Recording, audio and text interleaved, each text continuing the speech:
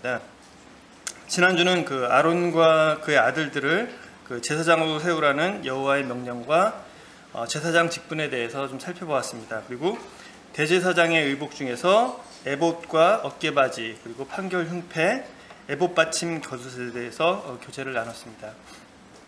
이번 주는 그 지난주에 이어서 제사장의 의복 중에 그 패와 관, 그리고 반포 속옷, 속바지, 그리고 신발, 그리고 지난번 성막에 대해서 교제할 때 생략했던 그 물두멍에 대해서 살펴보도록 하겠습니다. 그리고 제사장의 위임식은 다음번에 기회가 있으면 교제하도록 하겠습니다.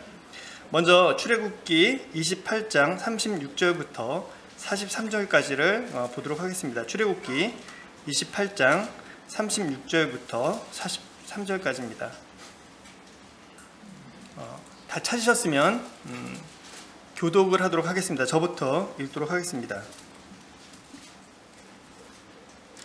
너는 또 순금으로 패를 만들어 도장을 새기는 법으로 그 위에 새기되 여호와께 성결이라 하고,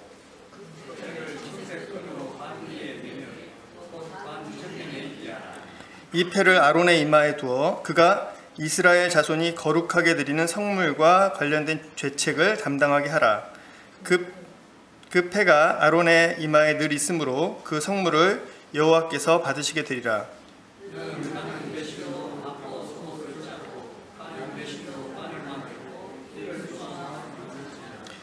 너는 아론의 아들들을 위하여 속옷을 만들며 그들을 위하여 띠를 만들며 그들을 위하여 관을 만들어 영화롭고 아름답게 하되,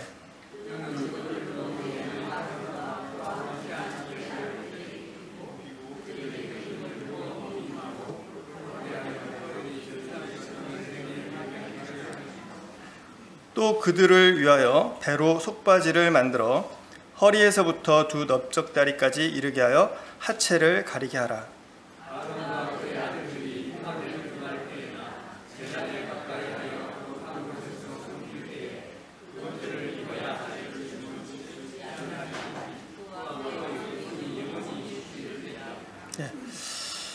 먼저 우리 36절에 나오는 그 패와 관을 보도록 하겠습니다. 여기 보시는 것처럼 관이 있고 그 다음에 그 관 앞에 패가 있습니다. 하나님께서는 대제사장을 위해서 패와 관을 만들라고 명령하셨습니다. 즉 모자와 모자 위에 그 패를 만들라고 하신 것입니다. 이 패는 어떤 모양이냐면 금으로 만들었고, 그리고 청색끈으로 관 전면에 매도록 하고 있습니다. 우리는 보통 이렇게 사람들을 볼 때 머리부터 발끝까지를 봅니다. 그러니까 보통 이렇게 머리부터 발끝까지를 본다라고 얘기를 하죠. 요즘은 그 모자가 그 사람들의 그 개인의 개성을 나타내거나 아니면 또는 이제 머리를 뭐 잘 안 감아서 부스스한 머리를 감출 때 모자를 많이 씁니다. 그러나 근대에 이르기까지 이 모자는 사실 그 사람이 누구인지를 나타내는 중요한 역할을 했었습니다. 우리나라를 보더라도 궁궐에 가면 다들 뭘 쓰고 있죠? 전부 다 머리를 쓰고 모자를 쓰고 있습니다. 그러니까 이 모자를 다 쓰고 있는데 이 모자를 딱 보는 순간 저 사람은 어떤 사람이다 라는 걸 우리가 금방 알 수 있어요. 저분은 왕이시구나, 저분은 뭐 높은 대신이구나, 그리고 저분은 근데 어떤 경우는 모자를 안 쓰고 있는 사람이 있어요. 저 사람은 무술이구나. 뭐 이렇게 모자만 봐도 누구인지를 알 수가 있습니다. 우리나라만 그런 것이 아니라 유럽이라든지 일본 이렇게 보면 궁전에 가면 그 머리에 쓴 모자로 인해서 그 사람이 누군지를 알 수 있습니다. 그래서 이 모자를 꾸미는데 굉장히 많은 시간들을 투자를 한 것을 볼 수 있습니다. 그 인디언들도 마찬가지. 인디언들도 가면 머리에 뭐라도 하나 꽂지 않습니까? 그러니까 이 모자라는 것은 그 사람이 누구인지를 먼 곳에서부터 알 수 있게 하는 역할을 했던 것입니다. 그런데 이 패는 이 모자에 있는 한 부속품입니다. 부속품. 그런데 하나님께서는 지금 이 말씀을 보면 모자와 패를 만들라고 한 것이 아니라 패와 모자를 만들라고 하셨습니다. 왜 패부터 만들라고 하셨을까요? 사실 이 모자에서 가장 중요한 것은 아마 그 패이기 때문이 아닌가라고 저는 생각을 합니다. 아니, 그 패에 쓰여진 문구 때문이라고 저는 생각을 합니다. 그래서 하나님께서는 그 패부터 만들라고 하셨을 거라고 보여집니다. 그 폐 위에는 무엇이 새겨져 있냐면 여호와께 성결, 즉 다른 말로 하면 여호와께 거룩이라는 말이 쓰여져 있는 것입니다. 38절을 보면 이 폐에 기능이 있습니다. 이 폐는 아론의 이마에 두어서 이스라엘 자손이 거룩하게 드린 성물과 관련된 죄책을 담당하고 또 그 성물을 여호와께 받으시게 한다라고 38절에 쓰여 있습니다. 즉 여호와께서는 거룩한 자의 거룩한 제물을 받으신다는 것입니다. 다시 말해서 거룩하지 않은 죄가 있는 상태에서는 하나님께서 받지 않으신다는 것입니다. 여기서 문제는 이 폐를 쓰고 있는 대제사장이 정말 하나님께 거룩한가 하는 것입니다. 사실 이 대제사장이 하나님 앞에서 이 여호와께 성결이라는 폐를 붙이고, 그러니까 관에 붙이고 설 수 있는 건 하나님의 은혜라고 생각되어집니다. 사실 하나님께서 우리의 제물을 받으신다는 자체가 이 하나님 앞에서는 우리 입장에서는 정말 큰 은혜인 것입니다. 왜냐하면 죄가 있는 우리는 하나님의 진노의 대상이기 때문입니다. 대제사장도 마찬가지로 사실은 진노의 대상인 사람인 것입니다. 왜냐하면 우리가 출애굽기 32장 25절을 보면 사실 이 처음 대제사장으로 세워진 아론이 어떤 사람이었냐면 우상을 제작해서 백성을 방자하게 만들어가지고 원수들에게 조롱거리가 되게 했던 그런 경험이 있는 사람이기 때문입니다. 그러니까 이 말씀을 볼 때 사실 첫 대제사장이었던 아론도 진노의 그리고 죽음의 대상이었다는 것을 알 수가 있습니다. 그러나 하나님께서는, 그러니까 여호와 하나님께서는 이스라엘과 함께 거하시고 교제하시기 위해서 그 진노의 대상을 하나님을 섬기는 대제사장으로 세우시는 정말 큰 은혜를 주신 것입니다. 그리고 그 관 전면에 여호와께 성결, 여호와께 거룩이라는 폐를 붙이고 여호와 앞에 설 수 있는 은혜를 주신 것입니다. 사실 이스라엘의 대제사장은 항상 거룩을 깨트릴 수 있는 불완전한 존재입니다. 만약에 그가 만에 하나라도 이 거룩함을 잃어버리게 된다면 이스라엘 백성은 하나님 앞에 나아가기 수 없었을 것입니다. 우리가 지난주에 살펴본 것처럼 이 시간이 지나면서 대제사장의 직분은 점점 부패되어 갔습니다. 그래서 예수님 당시에는 대제사장의 옷은 입고 있지만, 이 옷은 그대로 입고 있지만 대제사장이 갖춰야 하는 그 거룩함을 유지하기는커녕 참된 대제사장으로 오신 우리 주님을 십자가에 못 박히게 하는 역할을 대제사장들이 했던 것을 우리는 볼 수 있습니다. 우리에게 있는 대제사장이신 그리스도야말로 완전한 대제사장이십니다. 그분은 사실 이마에 여호와께 성결, 여호와께 거룩이라는 폐를 붙일 필요가 없는 분이십니다. 왜냐하면 그분 자체가 거룩하신 하나님이시기 때문입니다. 예수님은 이 땅에 계실 때 화려하고 거룩한 옷을 입지 않으셨습니다. 그러나 그분은 진정 거룩한 대제사장이십니다. 히브리서 4장 15절에 보면 우리에게 있는 대제사장은 우리의 연약함을 동정하시지 못할 리가 아니요 모든 일에 우리와 똑같이 시험을 받으신 이로되 죄는 없으시니라. 예수님은 우리와 같은 옷을 입으셨지만 죄는 없는, 그리고 거룩하신 분이셨습니다. 우리가 다시 한번 생각을 해보면 대제사장이 아무리 옷을 잘 갖춰 입고 아름다운 관을 쓴다 하더라도, 그리고 그 관 앞에 여호와께 거룩이라는 패를 쓴다 하더라도 그의 삶이 거룩하지 않다면 어떻겠습니까?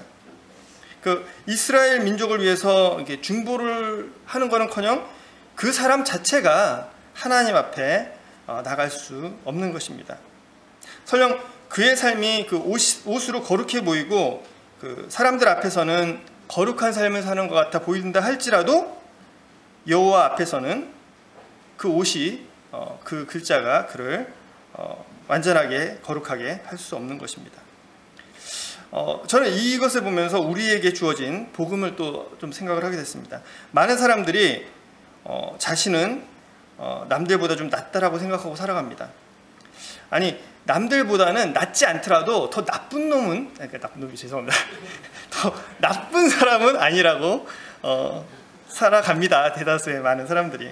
왜냐하면 왜 사람들이 그렇게 생각할까요? 자기가 의롭다고 착하다고는 하지 않지만 아주 나쁜 사람이라고 생각하지도 별로 않거든요. 왜냐하면 그들은 하나님 앞에서 자신이 정말 자신을 내놓고 서본 적이 없기 때문입니다. 그 하나님의 영광 앞에 자신의 삶을 내놓아 본 적이 없기 때문입니다. 그 하나님의 불꽃 같은 눈앞에 서본 적이 없기 때문입니다. 그렇기 때문에 그들은 자신이 좀 괜찮은 사람이라고 생각을 하고 살아갑니다. 이 패에 써 있는 여호와께 성결, 여호와께 거룩이란 문구는 사실 정말 두려운 말입니다. 인간은 그 누구도 감히 이 패를 모자에 붙이고 하나님 앞에 설 수가 없습니다. 제사장들의 모자에도 그 패는 없습니다. 오직 이 패를 단 모자는 대제사장만이 쓸 수 있습니다. 대제사장이 쓴 그 관의 무게는 사실 우리가 다 알 수 없을 것입니다. 대제사장들이 그 모자의 무게를 능히 다 감당했는가? 저는 그렇지 않다라고 생각합니다. 오직 그 모자의 무게를, 그 모자를 쓰실 수 있는 분은 하나님이신 그리스도밖에 없기 때문입니다. 그분만이 그 모자의 무게를, 그 여호와께 성결이라는 그 글자의 무게를 감당할 수 있으십니다. 그래서 그분은 참된 그리고 영원하신 중보자이신 것입니다. 그분께서 하나님 앞에서 우리의 의와 성결이 되어주시는 것입니다. 그리고 그분께서 우리를 향해서 너희가 하나님 앞에서 거룩해졌다라고 하시고, 또 그분은 동시에 우리에게 너희는 거룩한 자가 됐으니까 거룩하게 살아라. 너희도 역시 여호와께 성결, 여호와께 거룩이라는 그런 패를 붙이고 살아라라고 말씀하시는 것 같습니다.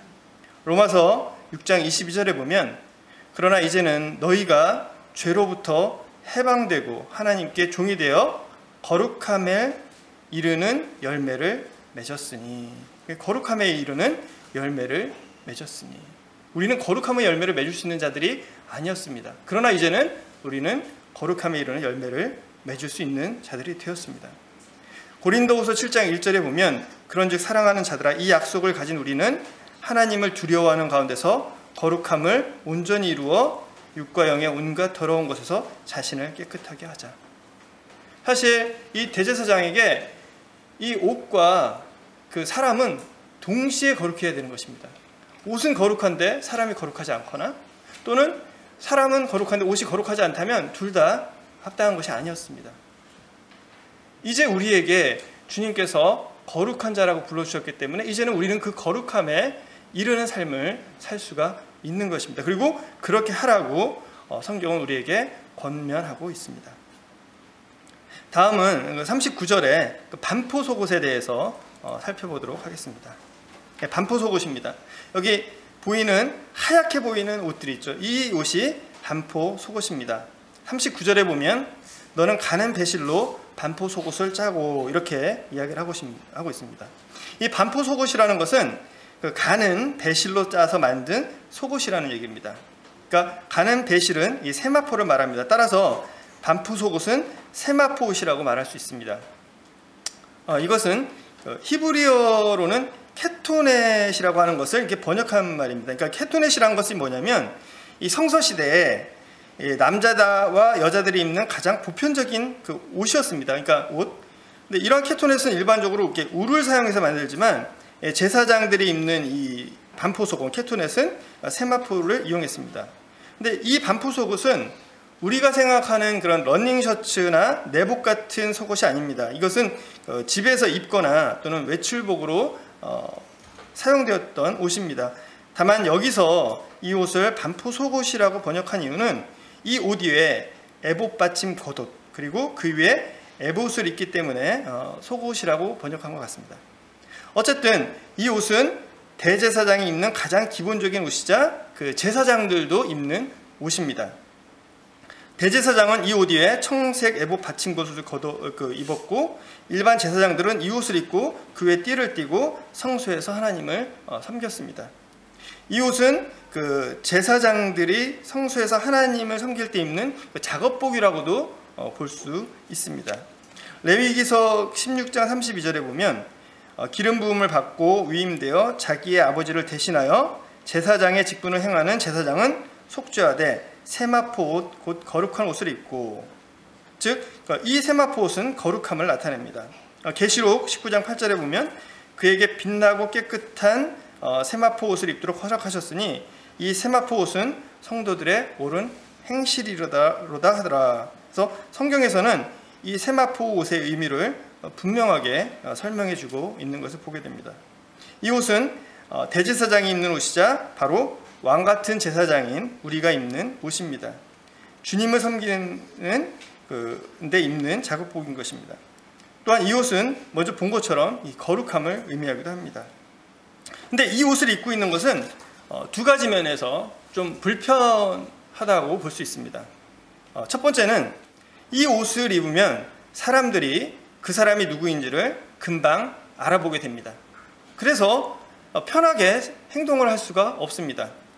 그 여행 가면 좋은 점이 뭐죠? 여행 가면 평상시 안 하던 행동들을 하고, 또 여행을 가면 평상시 안 입던 옷도 막 입습니다. 왜냐하면 자기가 누구인지를 사람들이 알아볼 거라고 생각을 하지 않기 때문입니다. 두 번째는 또 흰 옷이다 보니까 일하다 보면 금방 더러워지고 조그만 더러움에도 금방 티가 납니다. 그러니까 좋은 작업복은 어떤 것이냐? 편하고 질기고 더러워져도 티가 안 나야 되는 것입니다. 그런데 이 옷은 제사장들 입고 하려면 생각을 해보십시오. 막 피가 나고 제사 지내고 뭐 뗄까, 이게 더러운 것이 이렇게 잘 묻을 수밖에 없는 옷입니다. 아까 그 작업복 얘기했는데 그 얼마 전에 리바이스라는 청바지 메이커의 사장이 이제 인터뷰한 내용이 나왔어요. 그분이 하시기를 청바지는 10년 동안 안 빨아 입는 거다 라고 얘기했습니다. 그래서 청바지는 10년에 한 번 빨아 입는 걸로 그분은 정의를 내렸습니다. 실제로 그러시면 안 되시겠죠. 네. 어쨌든 그런데 이 세마포 옷을 입고 성소에서 일하다 보면 아까 말씀드린 것처럼 피도 묻고 재가 묻고 땀에 젖고 또 불꽃도 날리고 먼지도 묻고, 그래서 아마 이 세마포 옷은 좀 자주 빨아줘야, 아마 그때그때 한 번 입고 버리진 않았을 것 같아요. 그래서 이 옷은 자주 빨아줘야 하는 것이라고 생각합니다. 근데 이것은 성도의 삶에 있어서도 중요한 교훈을 준다고 생각을 합니다. 첫 번째, 거듭난 구원받은 우리는 마치 이 세마포 제사장의 옷을 입고 사는 그런 삶을 사는 것 같습니다. 우리에게도 이 두 가지 어려움이 있습니다. 그러니까 우리가 그리스도인이라는 것을 나타내는 순간, 우리가 세마포 옷을 입은 자라는 것을 나타내는 순간 우리의 삶에 불편함과 힘듦이 따라옵니다. 첫 번째는 많은 사람들이 지켜본 가운데서 성도로서의 삶을 살아가야 한다는 것입니다. 저는 그런 생각을 할 때도 있었습니다. 이렇게 아무도 없는 데 가서, 교회 없는 데 가서 그냥 살아갈 수 있지 않을까라는 생각을, 성도님들은 안 해보셨을 거라고 믿고 저는 좀 해본 적이 있었습니다. 이렇게 되게 좀 어렵고 힘들 때 진짜 그냥 살고 싶다라는 생각을 해서 아무도 없는 곳에 가서 성도로서 사는 것이 아니라 좀 이렇게 감춰져서 살고 싶다라는 마음을 사실은 저는 가진 적이 있었습니다. 두 번째는 그 옷이 더럽혀지지 않도록 주의해야 할 뿐만 아니라 또 자주 옷을 빨아야 한다는 것입니다. 이건 분명히 힘든 삶이라고 생각이 됩니다. 그렇지만 정말 가치 있고 영광스러운 삶에는 그만한 대가가 따른다고 생각이 되어집니다. 우리가 구원받지 않은 사람으로 산다면 전혀 문제가 없습니다. 그러나 하나님께서 이 레위인 이스라엘을 택하시고 그 중에서 레위인들을 택해서 하나님을 섬기도록 하셨다면, 하나님께서 우리를 그 성도로 부르시고 거룩한 자라고 불러주시고 그리고 나의 자녀라고 해주시고 그리고 함께 영원히 교제할 자라고 불러주셨다라고 한다면, 그러한 영광스러운 삶에는 그만한 우리가 해야 될 것들이, 또한 살아야 될 무게도 있다라고 저는 믿습니다. 왜냐하면 정말 진노의 대상이었던 우리가 주님을 따르는 영광스러운 제사장이 된 것이기 때문입니다. 42절, 43절의 그 속바지를 좀 살펴보겠습니다. 제가 42절과 43절을 읽도록 하겠습니다. 또 그들을 위하여 배로 속바지를 만들어 허리에서부터 두 넓적까지 이르게 하여 하체를 가리게 하라. 아론과 그의 아들들이 회막에 들어갈 때에나 제단을 가까이하여 거룩한 곳에서 섬길 때에 그것들을 입어야 죄를 짊어진 채 죽지 아니하리니 그와 그의 후손이 영원히 지킬 규례니라. 이 속옷은 그 세마포로 만든 것입니다. 그리고 우리가 생각하는 그런 속옷의 역할을 하고 있습니다. 즉 하체를 가리는 역할을 합니다. 일반인들은 뭐 이거를 이렇게 많이 입지는 않았던 것 같습니다. 근데 저는 이 제사장의 옷을 보면서 정말로 더웠겠다. 그 가뜩이나 더운 곳에서 속옷도 입고 반포 속옷도 입고 속바지도 입고 반포 속옷 입고 청색 겉옷을 입고 애봇도 입고 굉장히 덥지 않았을까. 몇 겹을 입어야. 그래서 사실은 속에 하나 정도는 안 입어도 되지 않을까. 이렇게 누가 보는 것도 아닌데 사실 빼먹고 싶은 생각도 들지 않을까라는 생각도 합니다. 그런데 문제는 이 회막에 들어갈 때나 제단에 가까이 갈 때 이 옷을 입지 않으면 죄를 짊어진 채로 죽게 된다는 것입니다. 그러니까 제사장들은 사실 누가 보지 않더라도 또 덥고 귀찮더라도 이 옷을 꼭 챙겨 입었을 것이라고 생각됩니다. 왜냐하면 자기의 죄를 짊어진 채 죽고 싶지 않았기 때문입니다. 열심히 입었겠죠. 열심히 아주. 근데 이것은 제게 어떤 교훈을 주었느냐면 하나님은 그 나의 외면만이 아닌 그 중심을 보신다. 사람들은 겉을 중요시 여기지만 하나님은 정말 내 속 중심을 보시는구나. 성도의 삶의 그 진정한 의미는 저는 여기 있다라는 생각이 들어졌습니다. 여호와께 성결의 진짜 의미는 뭘까?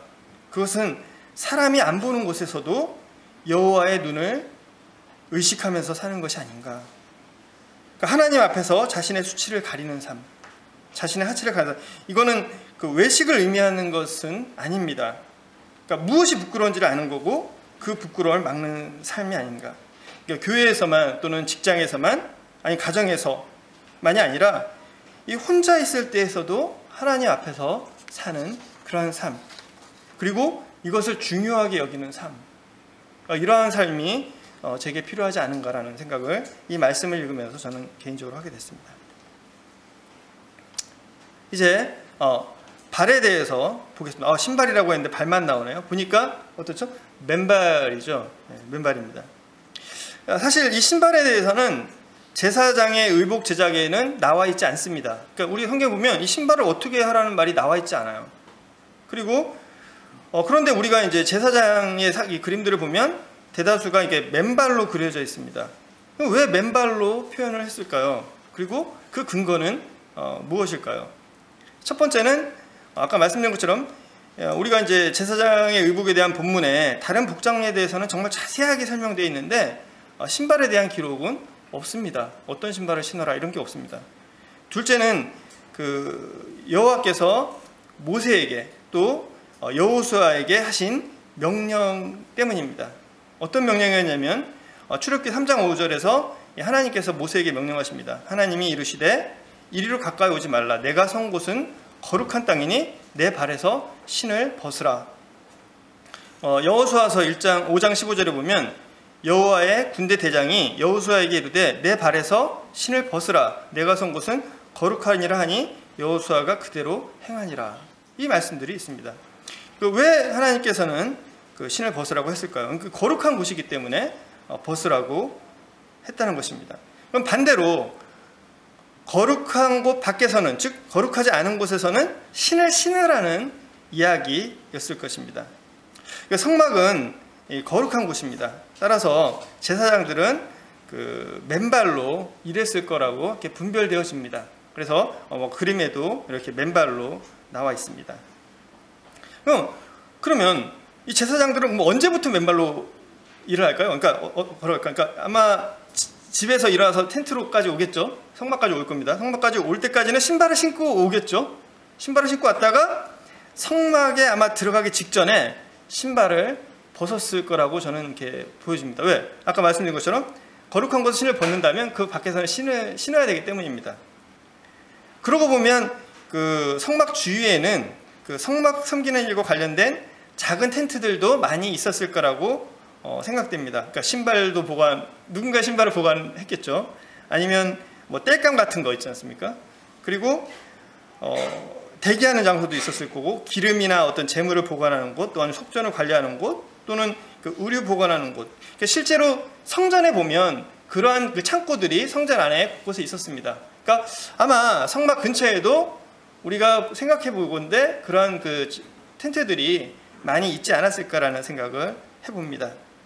어쨌든 제사장들은 맨발로 성막에 들어가서 섬기는데 맨발로 처음에 들어가서 일할 때는 좀 힘들지 않았을까라는 생각도 해봅니다. 우리가 맨발에 익숙해지면 괜찮지만 처음에 맨발에 이렇게 걷으려면 좀 힘들었을 것입니다.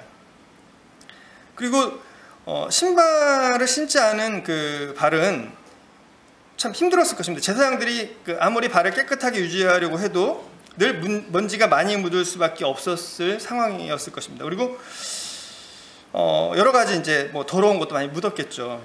그러니까 우리의 성도의 삶도 저는 마찬가지라고 생각이 되십니다. 그러니까 이스라엘 백성의 죄가 번제단에서 속죄가 되었던 것처럼 우리의 죄는 십자가에서 그리스도의 보혈로 인해서 완전하게 해결이 되어졌습니다. 그러니까 우리는 그리스도를 통해서 거룩한 하나님의 자녀가 되는 그 신분을 가지게 된 것입니다. 이 하나님의 거룩한 자녀됨이라는 신분은, 그리고 이러한 그 하나님과의 관계는 이 세상 무엇으로도 깰 수가 없는 것입니다. 그러니까 로마서 3장 23절 보시면 모든 사람이 죄를 범하였음에 하나님의 영광이 이르지 못하더니 그리스도 예수 안에 있는 속량으로 말미암아 하나님의 은혜로 값없이 의롭다 하심을 얻은 자 되었다라고 우리에게 이렇게 말씀하고 계십니다. 그러니까 우리는 그리스도를 통해서 의롭다 하심을 얻은 자가 된 것입니다. 히브리서 10장 12절에 보면 오직 그리스도는 죄를 위하여 한 영원한 제사를 드리시고 하나님 앞에 우편에 앉으사 그가 거룩하게 된 자들을 한 번의 제사로 영원히 온전케 하셨느니라. 또한 성령이 우리에게 증언하시되 주께서 이르시되 그날 후로는 그들과 맺을 언약이 이것이라 하시고 내 법을 그들의 마음에 두고 그들의 생각을 기록하리라 하신 후에 또 그들의 죄와 그들의 불법을 내가 다시 기억하지 아니하리라 하셨으니 이것을 하셨은즉 다시는 죄를 위하여 제사 드릴 것이 없다라고 하셨습니다. 그러니까 그리스도께서는 제사를 위해서 한 영원한 제사를 드리셔서 우리를 거룩하게 하셨고 또 영원히 온전케 하셨을 뿐만 아니라 다시 죄를 위해서 제사 드릴 것이 없게 하셨다고 하셨습니다. 요한복음 10장 28절에 보면 내가 그들에게 영생을 주노니 영원히 멸망치 아니할 것이요 또 그들을 내 손에서 빼앗을 자가 없느니라. 그들을 주신 내 아버지는 만물보다 크심에 아무도 아버지의 손에서 빼앗을 수 없느니라 라고 예수님께서 선언하시는 것을 볼 수가 있습니다.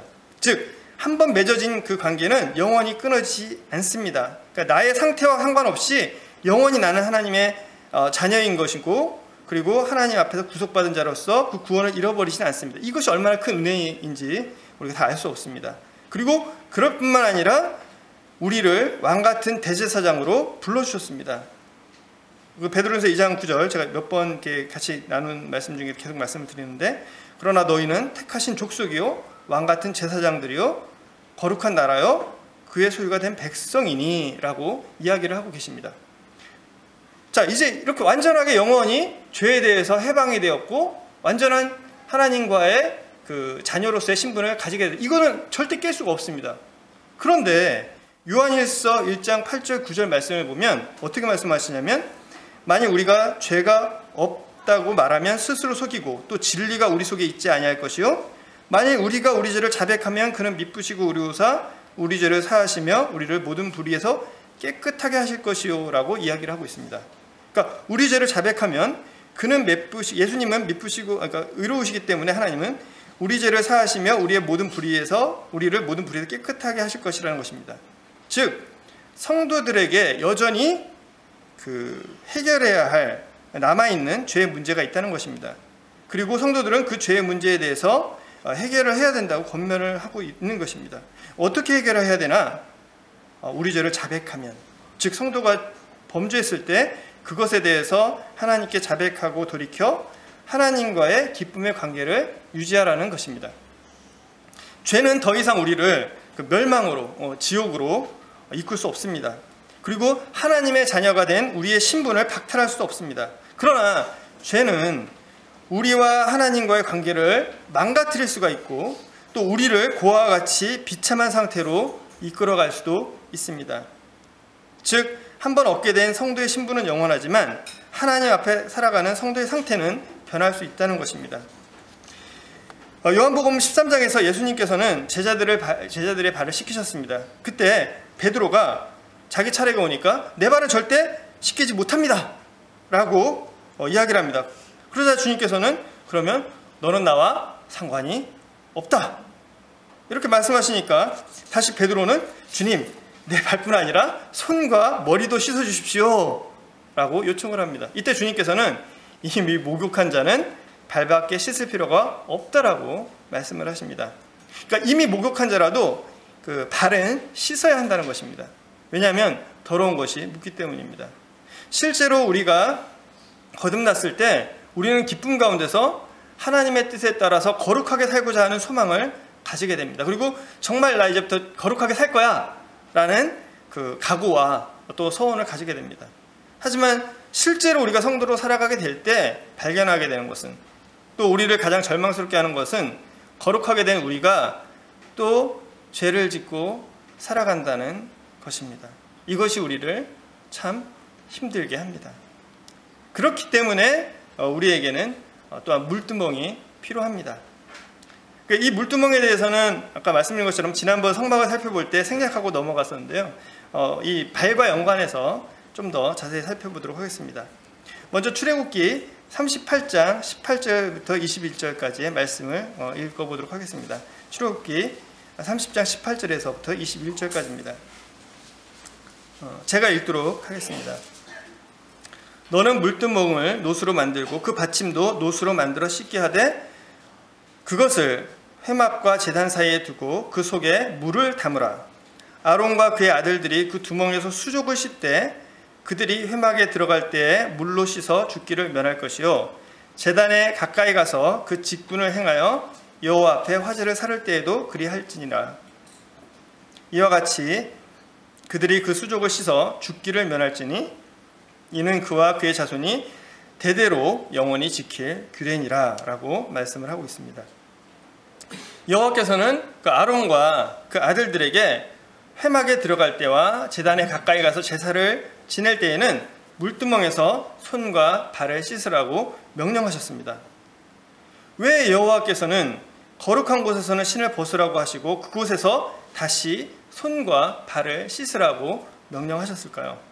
그것은 앞서 우리가 살펴본 것처럼 그 거룩한 곳에서 제사장이 일을 하는 동안에도 계속해서 손과 발에 먼지와 이물질들이 묻기 때문에 성소에 들어갈 때라든지 제단에서 제사를 드릴 때에는 그 손과 발을 깨끗하게 씻고 거룩한 상태로 여호와를 섬기도록 한 것입니다.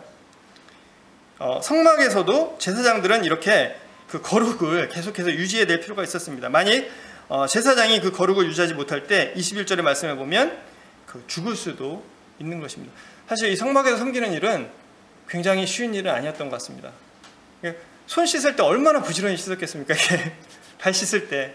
그리고 뭐 하나 이렇게 할 때마다 내 생명과 연관이 된다고 생각하면 정말 여기서 일할 때 극도로 이렇게 신경이 곤두섰을 것입니다. 저도 회사에서 요즘 일하는데 뭐 하나 틀릴까봐, 뭐 하나 이게 잘못될까봐 신경 참 많이 쓰이거든요. 하물며 이곳은 더하지 않았을 거라는 생각을 합니다. 그래서 여호와께서는 그 제단과 그 성막 사이에서 물두멍을 이렇게 두라고 하셨습니다. 지금 물두멍의 모습을 보시고 그 다음에 보시면 제단과 성소 사이에 그 물두멍을 위치해 놓고 계시는 것을 물두멍이 위치해 있는 것을 이렇게 보게 됩니다. 제사장들은 아까 말씀한 것처럼 손발 씻기에 굉장히 열심이었을 것입니다. 제가 제사장이라도 그 눈 손발 상태를 좀 살피고 아마 부지런히 씻었을 것입니다.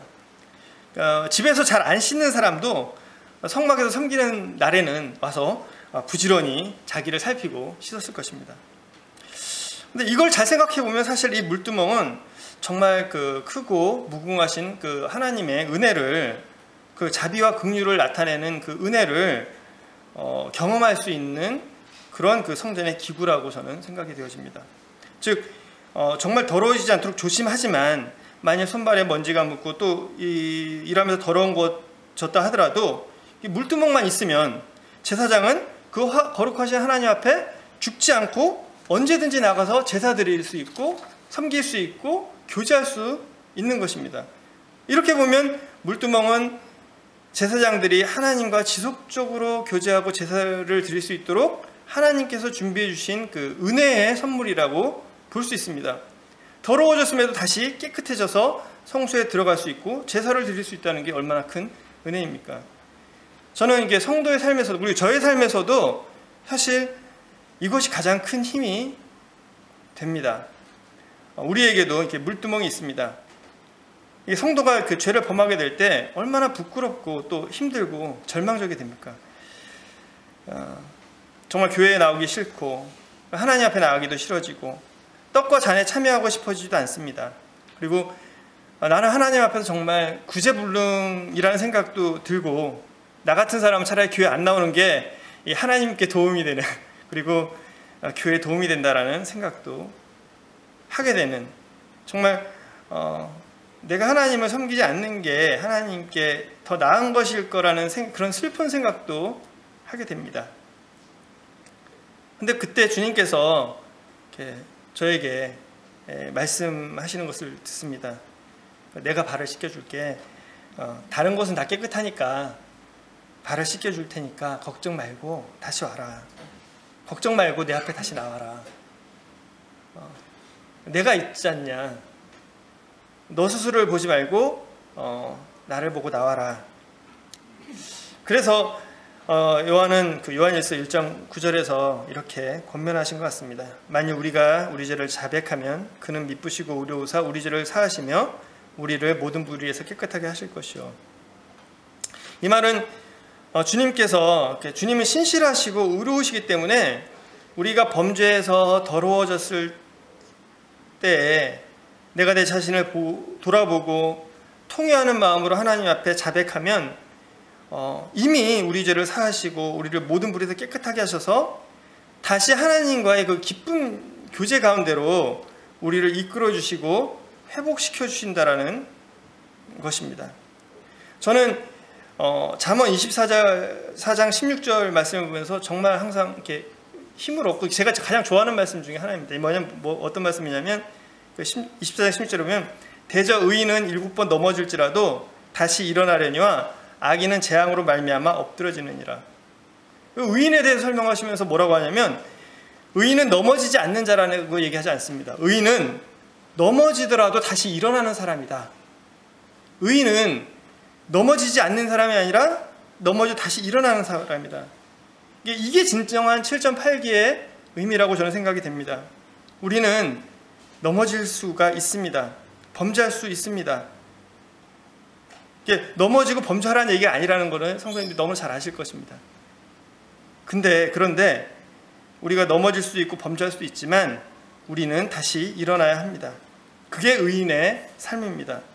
넘어질 때마다 내 자신을 보는 것이 아니라 하나님을, 물두멍을 준비해 주신 그 그리스도의 은혜를 보면서 다시 하나님께 나아가는 것입니다. 어떤 분들은 이렇게 얘기합니다. 나는 하나님의 은혜를 받았지만 내 스스로가 너무 뻔뻔하게 느껴집니다. 하나님도 나를 용납하기 어려우실 것입니다. 그러나 우리가 예레미야의 고백을 듣습니다. 예레미야에서 3장 20절에 여호와의 인자와 긍휼이 무궁하심으로 우리가 진멸되지 아니하나이다. 이것이 아침마다 새로우니 주의 성실하심이 크도소이다. 이 말씀은 제가 개인적으로 참 사랑하고 위로를 받는 말씀입니다. 이 물두멍은 또한 성전시대, 그러니까 솔로몬 성전시대에 와서는 놋바다라고도 불리었습니다. 역대하 4장 2절에 보면 또 놋을 부어 바다를 만들었으니, 대하 4장 4절에 보면 그 바다를 놋새 황소 12마리의 바리가 바쳤으니. 왜 이 물두멍을 놋바다라고 불렀는지 혹시 이해가 되십니까? 아까 우리가 읽은 것처럼 여호와의 자비와 긍휼이 무궁하시기 때문입니다. 바다와 같이, 사실 물두멍이 어떻게 바다가 되겠어요? 근데 왜 그 바다라고 불렀을까요? 아침마다 새로운 은혜를 주시는 하나님, 그리고 그분은 우리를 인도하시기에 충분히 신실하신 하나님이시기 때문에, Great Faithful이라고, 그러니까 정말로 신실하신 하나님이시라는. 그러니까 우리는 우리의 눈을, 우리의 소망을 하늘에 그리스도께 두고 살아가는 사람들입니다. 그러나 우리는 또한 이 땅에 발을 접촉하고 살아가야 하는 사람들입니다. 비록 우리가 선 곳은, 성도가 선 모든 곳은 거룩한 곳이지만 우리의 발에는 더러움이 묻을 수가 있습니다. 때로는 그 더러움이 우리를 하나님과 또 성도들과 교회와 멀어지게 만들기도 하고 우리의 삶을 파괴시키기도 합니다. 그렇기 때문에 우리는 늘 손과 발을 잘 살펴보아야 합니다. 그리고 더러움이 발견될 때마다 즉시 주의 은혜의 보좌로 나가서 자백하고 정결하게 되어 다시 하나님을 그리고 그리스도를 섬기고 교제해야 합니다. 하나님께서는 우리에게 그러한 은혜의 길을 준비해 주셨습니다. 이제 우리는 그 대제사장의 의복에 대해서 살펴보았습니다. 그리고 왕같은 제사장이 된 우리가 주님을 어떻게 섬겨야 될 건지를 이 의복을 통해서 좀 교훈을 받게 되었습니다. 마지막으로 그 성막이 완성되어졌을 때 임했던 하나님의 영광에 대해서 보도록 하겠습니다. 출애굽기 40장 34절부터 38절까지를 보도록 하겠습니다. 출애굽기 40장 34절부터 38절까지입니다. 제가 읽도록 하겠습니다. 구름이 회막에 덮이고 여호와의 영광이 성막에 충만하며 모세가 회막에 들어갈 수 없었으니 이는 구름이 회막 위에 덮이고 여호와의 영광이 성막에 충만함이었으며 구름이 성막 위에서 떠오를 때에는 이스라엘 자손이 그 모든 행진하는 길에 앞으로 나아갔고 구름이 떠오르지 않을 때에는 떠오르는 날까지 나아가지 아니하였으며 낮에는 여호와의 구름이 성막 위에 있고 밤에는 불이 그 구름 가운데 있음을 이스라엘의 온 족속이 그 모든 행진하는 길에서 그들의 눈으로 보았더라. 이제 성막이 다 만들어지고 그리고 제사장의 옷도 다 만들어지고 제사장이 그 기름 부음을 받고 이제 위임이 되어서 제사장의 역할을 하는 모든 일들이 이루어졌습니다. 이루어졌을 때 구름이 회막에 덮이고 여호와의 영광이 성막에 충만하게 됐습니다. 그래서 하나님을 대면한 이 모세조차도 회막에 들어갈 수 없었다라고 이렇게 표현하고 있습니다. 왜냐하면 구름이 회막에 덮이고 여호와의 영광이 충만하게, 우리 안에 이러한 충만함이 있다는 것을 다들 믿고 살아가시죠. 우리 안에 이러한 충만함이 있습니다. 감히 모세조차도 그 얼굴을 볼 수 없는 그런 들어갈 수 없는 그 충만함이 우리 안에 있습니다. 사실 이 성막에는 세 가지 중요한 것이 있었다라고 저는 생각이 되었습니다. 뭐냐면 첫 번째는 하나님의 임재입니다. 이 성막이 다 갖춰지고 그리고 모든 옷도 잘 만들어 다 있다 하더라도 그곳에 하나님의 임재가 없다면 사실 그것이 성막일 수 있겠습니까? 저는 성막일 수 없죠. 하나님의 영광이, 임재가 그곳에 있었다는 것입니다. 그 임재는 낮에는 여호와의 구름이 성막 위에 있는 것으로, 그리고 밤에는 그 불이 그 구름 가운데 있는 것으로 나타나셨습니다. 그러니까 이스라엘 백성은 딱 볼 때마다 여호와께서 저기에 임재해 계시는구나. 또한 하나님의 은혜가, 우리를 거룩하게 하시는 하나님의 은혜가 그 성막에 있었습니다. 그 속죄의 제단을 통해서 그 은혜를 우리는 보게 되는 것입니다. 그리고 그 성막에는 하나님과의 교제가 있었습니다. 이스라엘이 드리는 제사를 통해서 그 하나님과의 교제를 우리는 또한 볼 수가 있습니다. 하나님이 이 성막을 통해서 우리에게 본인의 하나님의 임재와 그리고 그 속죄의 은혜와 그리고 그 교제의 기쁨을 보여주신 것입니다.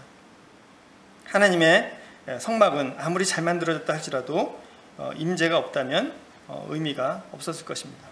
그래서 성전을 만들 때 성전 앞에 두 기둥이 있습니다. 두 기둥이 뭐냐면 야긴과 보아스라는 기둥입니다. 그러니까 저는 사실 이 야긴과 보아스를 볼 때마다 이 불기둥과 구름기둥을 이렇게 세워놓은 것이 아닌가라는 생각을 합니다. 이 야긴이라는 뜻은 그러니까 오른쪽에 있었는데요, 그가 세우셨다라는 뜻입니다. 보아스라는 것은 뭐냐면 하나님의 능력으로 또는 그 안에 능력이 있다라는 그런 의미입니다. 야긴과 보아스라는 기둥이 있었습니다. 그래서 여기 보면 하나님의 능력으로 그가 세우신다는 것입니다. 저는 이것이 우리 성도의 삶이 아닌가라는 생각을 합니다.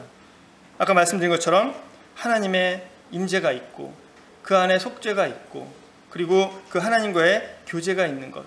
하나님께서는 제가 처음에 이 장을 이렇게 볼 때 제가 느꼈던 건 뭐냐면 하나님이 내게 진짜 원하시는 것은 일하는 것을 원하시는 것이 아니다.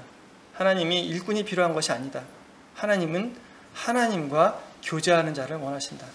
그리고 그 임재 가운데 있는 자를 있기를 원하신다. 그리고 그 임재 가운데 있을 때 하나님께서 일하시고 하나님이 일하시는 것에 나는 동역하신 것이다. 하나님께서 세우시고 하나님의 능력으로 세우셔서 일하는 것이다. 저는 저희 자녀들 이름을 사실 이런 소망을 담아서 지었었습니다. 왜냐하면 큰아들은 임주형, 둘째는 임주혁입니다. 그래서 사실은 그 주님의 그 기둥이 되라. 그러니까 그 기둥 둘 다 기둥 주자로 썼는데 밝은 주님의 기둥이 되라. 라는 것을 야긴과 보아스 두 개가 있었어요. 그래서 야긴과 보아스라는 그런 걸 생각을 하고 주영, 주혁이라는 이름을 지었습니다. 그래서 사실 저는 이 말씀을 볼 때마다 저한테 좀 특별하거든요. 그런데 셋째가 태어났습니다. 기둥이 두 개가 있는데 이 셋째 이름을 뭘로 지을까 진짜 고민이 되더라고요. 제가 전에 한번 간증을 들었던 적이 있었는데 이게 생각이 안 나는 거예요. 두 기둥을 졌는데 더 이상 뭐라고 짓지? 그런데 그리고 이제 주자로 들어가는 이름을 이렇게 임주영, 임주혁, 그다음에 임주 막 하는데 생각이 안 나요. 근데 어느 날, 그러니까 그때가 이제 그 주영이 저희 이제 큰애 주영이가 6학년 때였거든요. 6학년 때 이제 막내가 태어났습니다. 근데 주영이가 시간이 조금 있으니까 제가 간증을 좀 더 하겠습니다. 그래서 사실 제가 셋째가 태어났다라고 아내가 셋째를 가졌다라는 얘기를 듣는 순간 제가 사실 좀 우울했었어요.